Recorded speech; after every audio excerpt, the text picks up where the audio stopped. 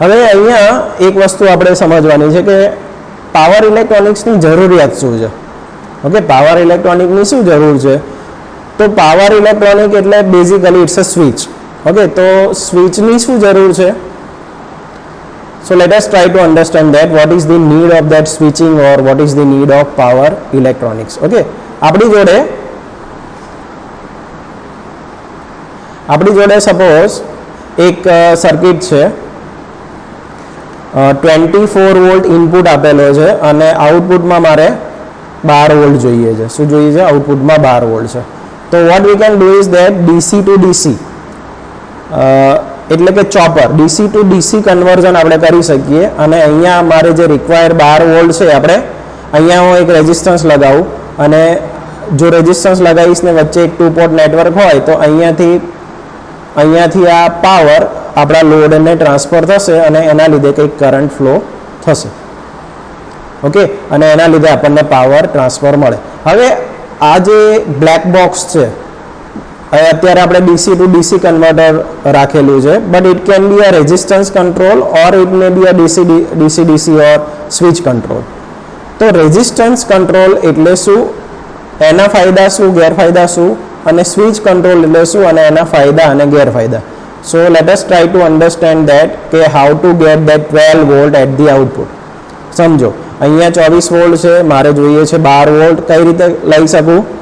Resistance કંટ્રોલથી લઈ શકું અથવા હું સ્વિચ કંટ્રોલથી પણ હું 12 વોલ્ટ અથવા તો અહીંયાથી અહીંયા પાવર ટ્રાન્સફર કરી શકું.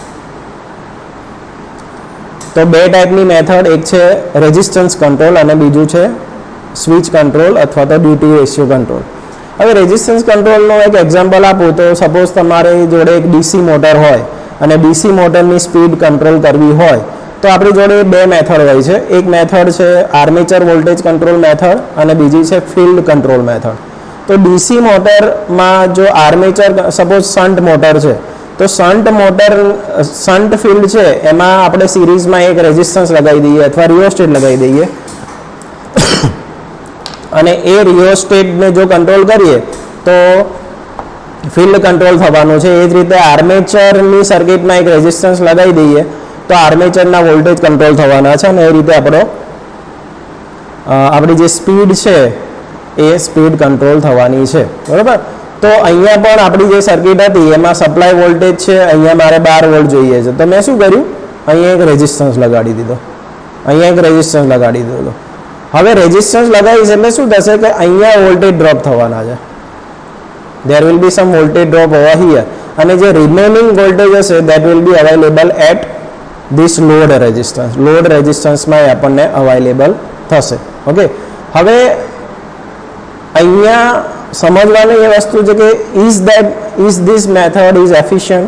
શું આ મેથડ એફિશિયન્ટ મેથડ છે?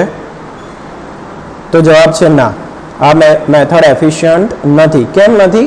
કારણ કે શું કરીએ છીએ, મારે જેટલા વોલ્ટેજ જેટલો પાવર અહીંયા જોઈએ છે એટલો મેં રાખ્યો અને બીજો બધો અહીંયા મેં ડ્રોપ કરાવી દીધો. ઓકે, તો according to maximum power transfer theorem શું કહે છે આપણને? Maximum power transfer theorem, whenever the load resistance is equal to the source resistance at that time the maximum power can be transferred. તો અહીંયા 6 ohm હોય તો અહીંયા 6 ઓહ્મ હું રાખું તો આ 6 ઓહ્મનો ઇમ્પિડન્સ મેચ થયો, રેઝિસ્ટન્સ મેચ થયો, ત્યારે પાવર ટ્રાન્સફર મેક્સિમમ થાય. પણ ત્યારે જો હું એફિશિયન્સીની વાત કરું તો એફિશિયન્સી ખાલી 50% જ થશે. કેટલી થશે? ઓનલી 50%.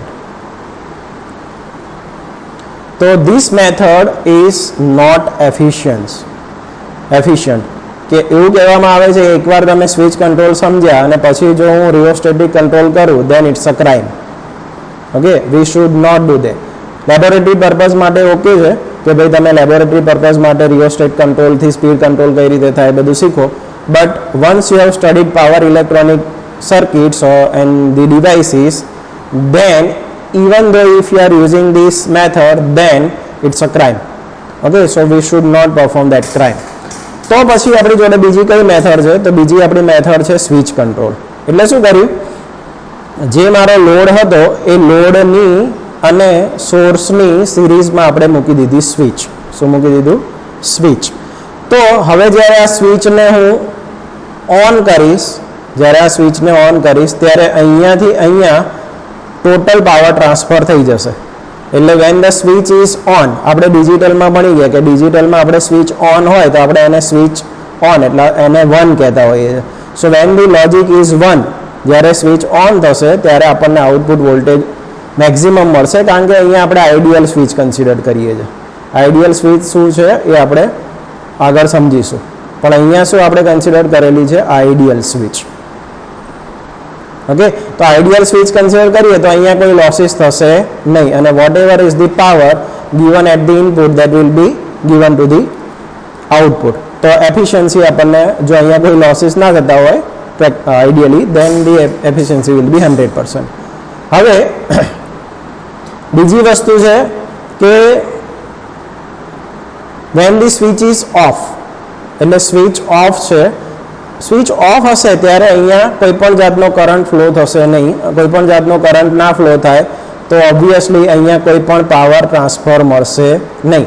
એનો મતલબ કે આઉટપુટ કેવો મળશે આપણને 0. જે કંઈ પણ વોલ્ટેજ હશે that voltage will be block by the switch. Okay, તો એ વોલ્ટેજ સીધા અહીંયા આપણને સ્વિચની એક્રોસમાં મળશે. સ્વિચ ઓપન છે એટલે અહીંયાથી કોઈ કરંટ ફ્લો થશે નહીં, અને કોઈ કરંટ ફ્લો નહીં થાય તો આપણને આઉટપુટ મળશે નહીં. તો સ્વિચ કંટ્રોલનો એડવાન્ટેજ શું થયો કે કાં તો આપણને જો સ્વિચ ઓન હોય ત્યારે આપણને મેક્સિમમ પાવર ટ્રાન્સફર મળશે અને એફિશિયન્સી ઓલમોસ્ટ 100% મળશે, આઈડિયલી 100% જ મળશે. પણ જ્યારે સ્વિચ ઓફ હોય ત્યારે આપણને કોઈ પણ પાવર ટ્રાન્સફર મળશે નહીં. ઓકે, એફિશિયન્સી ભલે 100% થઈ, પણ પ્રોબ્લેમ અહીંયા બીજો શું આવ્યો? પ્રોબ્લેમ એવો આવ્યો કે જ્યારે સ્વિચ ઓફ હતી, when the switch is of, ત્યારે આપણને પાવર ટ્રાન્સફર મળ્યો નહીં. તો બીજો એક પ્રોબ્લેમ શું થાય કે વચ્ચે in between suppose 10 watt power 0 કાં તો 0 વોટ પાવર ટ્રાન્સફર મળે કાં 10 વોટ પાવર ટ્રાન્સફર મળે, પણ સપોઝ મારે 5 વોટ પાવર ટ્રાન્સફર જોઈતો હોય તો શું કરવાનું? Then here it is possible, suppose this is a variable, rheostat કંટ્રોલમાં પોસિબલ છે, પણ અહીંયા તો સ્વિચ જ છે. તો શું કરવાનું? તો એનો ઉપાય છે ડ્યુટી રેશિયો કંટ્રોલ, અથવા સ્વિચને આપણે ઓન ઓફ એવી રીતે ટોગલ કરી શકીએ અને એ રીતે આપણે આઉટપુટને કંટ્રોલ કરી શકીએ. એ જે મેથડ છે એને કહેવાય ડ્યુટી રેશિયો કંટ્રોલ, અથવા એને કહેવાય ડ્યુટી સાયકલ કંટ્રોલ. શું કહેવાય? Duty cycle control. હવે ડ્યુટી સાયકલનું એક ઇક્વેશન છે વિચ ઇઝ આ એક ઇક્વેશન છે કે delta is equal to T on upon capital T. T on upon capital T. હવે કેપિટલ ટી એટલે શું? તો કે બંનેનો સરવાળો, T on plus T of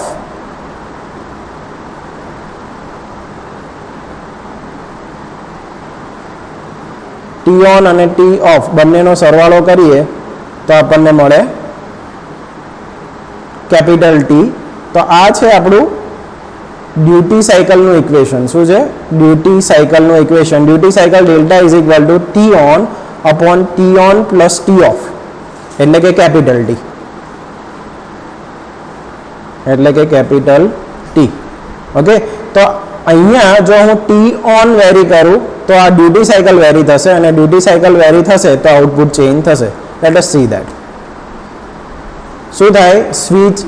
સ્વિચને કાં તો આપણે ઓફ કરી શકીએ અથવા એને ઓન કરી શકીએ. ધારો કે સ્વિચને ઓન કરીએ આપણે, ધારો કે આ સ્વિચને આપણે ઓન કરી એટલે કે 1 કરી સ્વિચને. ઓકે, તો એ જે ટાઈમ છે કે જે દરમિયાન સ્વિચ આપણી ઓન રહે છે એને કહેવાય ટી ઓન ટાઈમ. એટલે કે આ સમયથી આ સમય સુધી આપણને આઉટપુટ મળશે, બરાબર? આ સમયથી એટલે અહીંયા આ શું છે? સ્વિચનો ઓન ટાઈમ છે. પછી શું કર્યું આપણે? થોડા સમય માટે સ્વિચને ઓફ કરી નાખી. So this is a of time.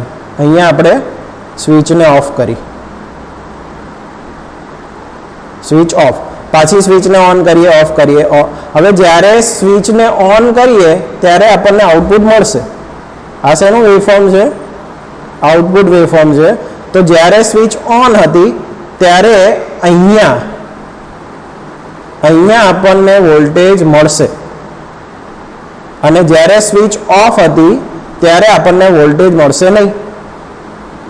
Okay, as simple as that. તો જો હું આ ટી ઓન ટાઈમ લંબાવી દઉં, ટી ઓન ટાઈમ લંબાવી દઉં અને ટી ઓફ ટાઈમ ઓછો કરી નાખું, ટી ઓફ ટાઈમ ઓછો કરી નાખું, તો શું થશે? જેટલા સમય માટે સ્વિચ ઓન રહેશે એ જો આપણે વધારીએ તો આઉટપુટ વોલ્ટેજ જે આપણને એવરેજ આઉટપુટ મળે, that output will be higher. તો આપણે જ્યારે સ્વિચ ઓફ હોય ત્યારે 0 વોલ્ટ મળે, પછી સ્વિચ જેમ જેમ સ્વિચનો ઓન ટાઈમ વધારતા જઈએ એમ આપણને આઉટપુટ વોલ્ટેજ વધારે ને વધારે મળતો જાય. મેક્સિમમ કેટલો પોસિબલ છે? તો કે મેક્સિમમ Vin જેટલો પોસિબલ છે. Is it okay? તો આઉટપુટ વોલ્ટેજનું અહીંયા ઇક્વેશન મળશે મને. આને સ્ટેપ ડાઉન ચોપર પણ કહેવાય. તો આનું ઇક્વેશન આવું કંઈક થાય કે VO is equal to delta into Vin. આવું ઇક્વેશન છે. Vin એટલે શું? આપણા સપ્લાય વોલ્ટેજ. અને ડેલ્ટા એટલે શું?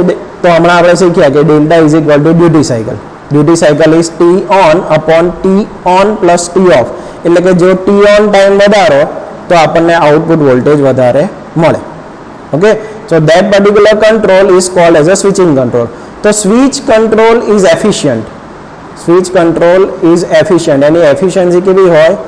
ઓલમોસ્ટ 100%. જો સ્વિચિંગ લોસીસ આપણે કન્સિડર ના કરીએ, બીજા ઘણા બધા લોસીસ હોય એ બધા જો આપણે આઈડિયલ સ્વિચ છે એવું અઝ્યુમ કરીએ, then the efficiency will be very high or even close to 100%. That's why switch control is preferred. અને આ બધા જ સ્વિચ કંટ્રોલ પાવર ઇલેક્ટ્રોનિક ડિવાઇસીસથી પોસિબલ છે. પાવર ઇલેક્ટ્રોનિક ડિવાઇસીસ એટલે કે પાવર ઇલેક્ટ્રોનિક સ્વિચીસ. તો એ પાવર ઇલેક્ટ્રોનિક સ્વિચીસ આપણે 1 by 1 ભરવાની છે અને એ સ્વિચનો યુઝ કરીને આપણે કઈ રીતે જુદા જુદા ટાઈપના કન્વર્ટર જેમ કે રેક્ટિફાયર છે, ઇન્વર્ટર છે, ચોપર છે, દેન સાયક્લો કન્વર્ટર છે, વોલ્ટેજ રેગ્યુલેટર છે, આ બધી જ વસ્તુ આપણે જો સ્વિચ કંટ્રોલ સમજી શકીએ તો આગળ સમજી શકીશું.